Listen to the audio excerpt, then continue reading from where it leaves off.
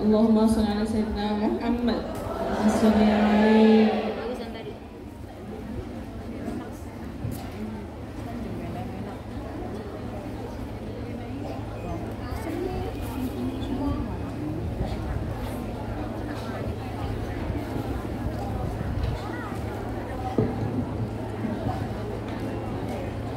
Baik teman-teman sekalian, alhamdulillah sambil kita menunggu Bunda Nuris foto-foto,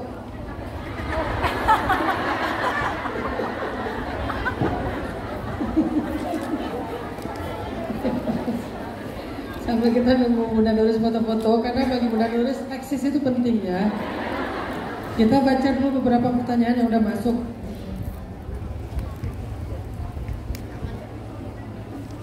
Ini ada 3 tema, tema orang tua, tema suami, tema bosan hidup.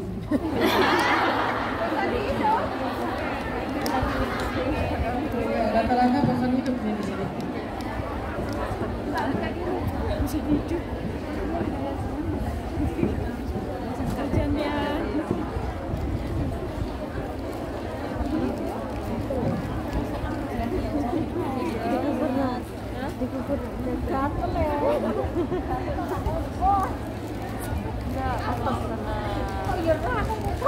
Ini dulu ya, Ustadz, apa definisi bahagia menurut Ustadz?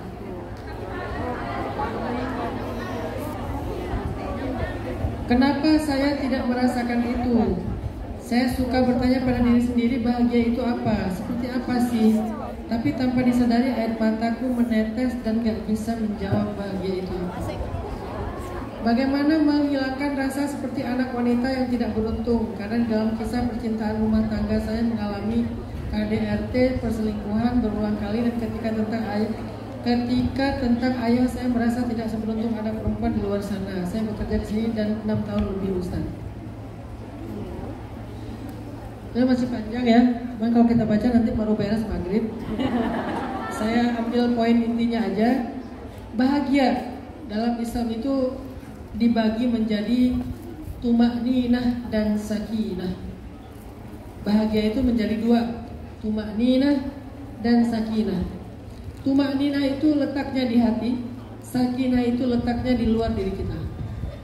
Faktor-faktor yang membuat hati kita bahagia adalah zikrullah. Ala bidzikrillah tatmainnul qulub. bukankah dengan zikir hati menjadi tenang? Sedangkan faktor-faktor bahagia yang disebut dengan istilah sakinah itu banyak. Pertama, faktor utamanya adalah circle kita, keluarga kita, orang terdekat kita. Mulai dari orang tua, kemudian saudara, kemudian pasangan, kemudian anak, termasuk fasilitas hidup kita kayak rumah, kendaraan, pakaian, dan berbagai macam hiburan. Semua itu bisa menentukan sakinah tidak sakinahnya diri kita. Maka lakukan dan ikhtiarkanlah dua bentuk kebahagiaan ini. Pertama, kencangkan zikirnya. Kedua, hargailah cinta-cinta yang sudah ada dalam kehidupan kita sebelum Allah anugerahkan cinta yang lain. Jangan sampai kita selalu berpikir kalau kita itu fakir cinta. Seolah-olah kalau kita belum menikah, kita nggak punya cinta dalam hidup. Seolah-olah kalau kita diputusin, kita ditinggalkan, kita gagal dalam pernikahan, berarti kita kekurangan cinta. Bukankah kita masih punya orang tua yang mencintai kita? Dan itu cinta. Bukankah masih punya anak? Bagi janda, bahwa itu cinta juga. Anak mencintai ibunya. Jadi kita itu bukan orang yang kekurangan cinta, hanya belum mampu menghargai cinta-cinta yang sudah ada.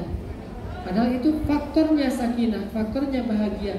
Jangan terikat hanya dengan satu definisi cinta. Yang namanya cinta itu cuma pasangan, bukan. Pasangan cuma salah satu. Ada orang tua, ada keluarga, ada anak-anak, ada sahabat, dan yang lebih tinggi lagi ada Allah dan Rasul. Tapi yang bisa kita lihat ada manusia, circle terdekat. Mereka ada cinta-cinta yang luar biasa berlimpah dalam hidup kita. Hargailah mereka. Ustaz, saya capek.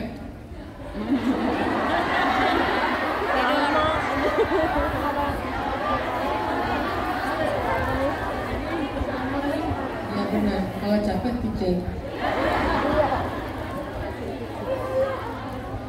Ada dua capek. Capek zahir, capek batin. Kalau capek zahir, tidurnya di kasur. Kalau capek batinnya, tidurlah di atas sajadah.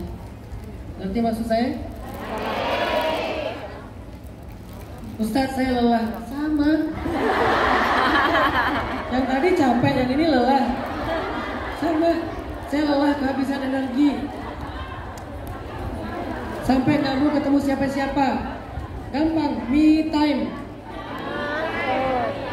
Me time itu adalah sunnah Nabi. Dalam bahasa Arab, me time itu disebut dengan uzlah, disebut dengan tahannus, disebut dengan i'tikaf, dan puncaknya disebut dengan al-unsu billah. Semua itu me time. Yang paling ringan uzlah. Bisa naik gunung Uhud. Ada gunung apa di sini?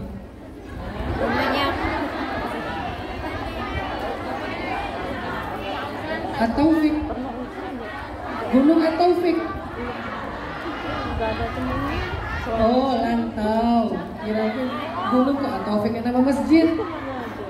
Oke ya, me time ya.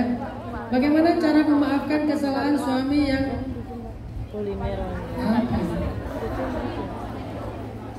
Oh, ini yang tentang tema pasangan. Tema pasangan saya baca beberapa tadi, udah saya baca ya. Yang intinya adalah ada yang suaminya mentalak dia